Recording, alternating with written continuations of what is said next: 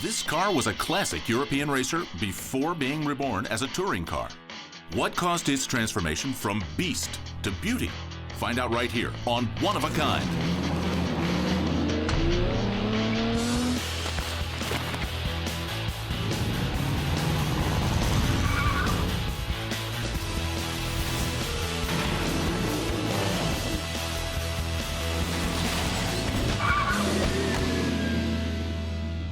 In automotive history, the 1930s were the Wild West.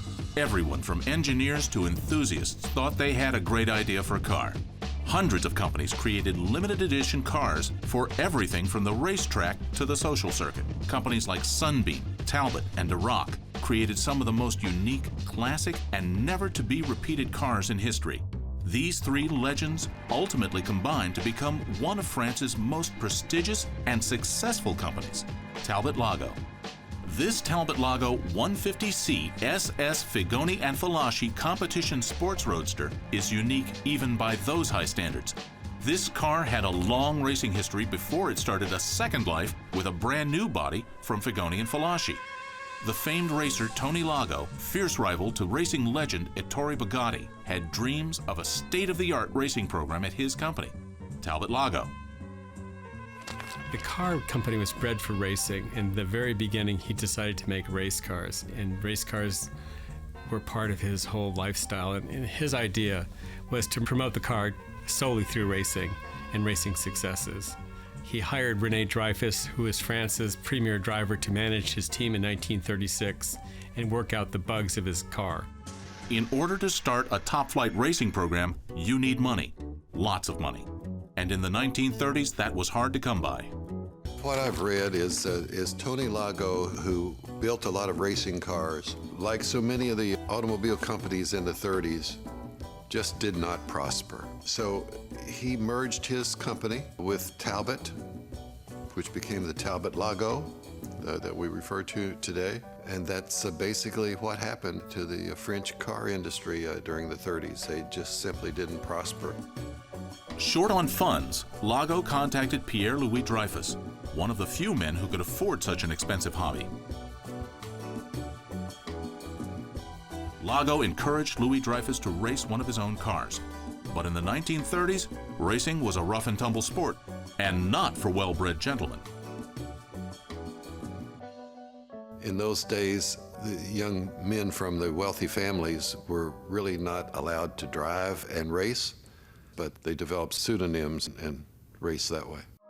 Racing under the pseudonym of Heldy, Louis Dreyfus financed Lago's racing team. And once this Talbot-Lago hit the racing circuit, it couldn't be stopped. Heldy pushed his racer to respectable finishes at hotly contested Grand Prix all over Europe. This Talbot-Lago 150C SS was capable of speeds of over 120 miles per hour. The C stood for two-seater, competition model, while the SS designated it as a touring model as well. It was basically a straight six-cylinder engine, 4 liters, 4.5 liters, depending on which model, and it had a dual overhead cam. The transmission was one that he developed himself, and the engine was nearly bulletproof. It contained features such as a large capacity oil pan, punched handbrake lever, a dual braking system, and a higher compression ratio, normally found only on competition versions. You may notice that there are copper backing plates on the brakes. Many of the French cars that raced did have copper backing plates, and it was to conduct the heat away from the braking system. These cars were well over 100-mile-an-hour cars. They were reliable, they were fast, and every wealthy sportsman had to have one. When you drive this car, it really does give you an exhilaration because it's loud and very fast. It's thrilling. It's a thrilling drive.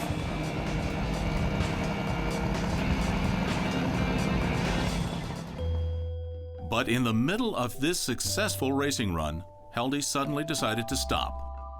In 1937, he took a break from racing, selling his beloved Talbot-Lago. Knowing he could make more money if he sold the chassis and body separately, Heldy sold the chassis to Alston Finlay of Paris and the body to a fellow racer. This sudden decision ended the career of a race car still in its relative prime, and although the race car would survive, its racing career was over. Lots of deaths occurred in the 30s with these cars, both from drivers and spectators. So that's one of the discouragements, I think, from Hildy to stop racing the car. That's when it was separated and sold as a chassis to one person and the racing body to someone else. After a deadly accident at one of the tracks, Hildy decided to take a break from racing, sell his beloved Talbot-Lago, and return to the quieter but safer life of Louis Dreyfus. But this car's second act was just beginning. How did this Talbot-Lago become even more famous after its disassembly? Find out right after this.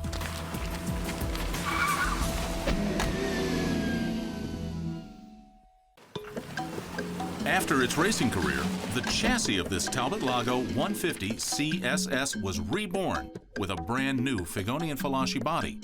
That company formed in 1915, building small coaches for small brands, developed into a large workshop, or larger workshop, that made some of the most fantastic aerodynamic cars on the planet.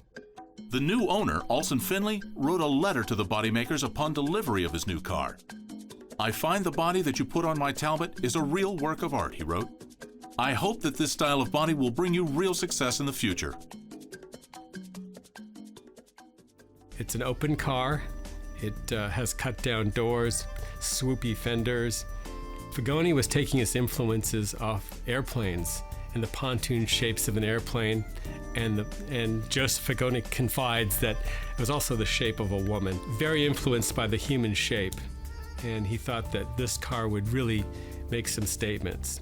But the proud new owner had precious little time to enjoy his Talbot-Lago. The outbreak of World War II sent this car into exile. It's interesting to note that this car disappeared during the war. Alson Finley lost control when the Germans occupied France in 1939. The car mysteriously disappeared. Several of these cars disappeared, and they were taken basically by the German army, and this one ended up in Czechoslovakia. No one knows who owned it. Nobody will admit who took it. Everyone was very quiet about it, but the car reappeared in the 1960s, and from then on, the ownership was very well known. The car then knocked around Europe for a while, and it was discovered, at least as far as we know, in the Museum of Modern Art in the Museum of Sweden. It was in this museum for quite a while, then bought out of the museum and knocked around, and I discovered it in an auction, an R&M auction, and it was in terrible condition. A dedicated team restored its fold-down windscreen, cut-down doors, leather hood strap, and competition lights, integrated into its sporty front end. What is remarkable about this car is it has its original body. A lot of these cars lost their bodies, they had to have them remade, or they were highly modified, but this car actually had its own sheet metal. And it's a very special thing that the car was complete and not, destroyed by somebody or hit by a truck or made into scrap metal during a war of metal drive. It's a very unique car, still has its racing characteristics. The car was just gorgeous. It was perfectly balanced. It was on a Serbase-low chassis.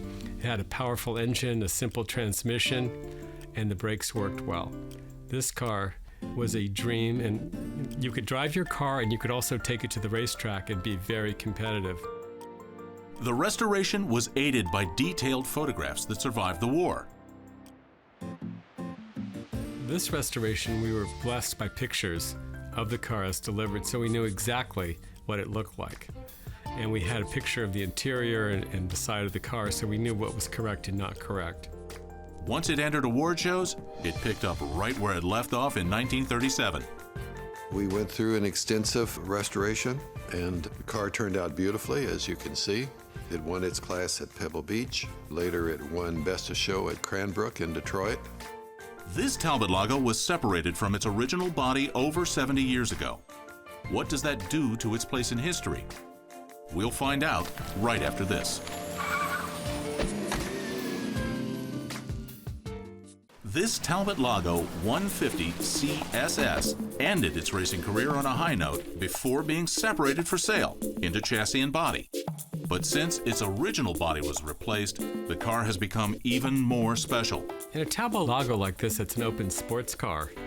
You have to look at the styling and the design. Is the car in balance?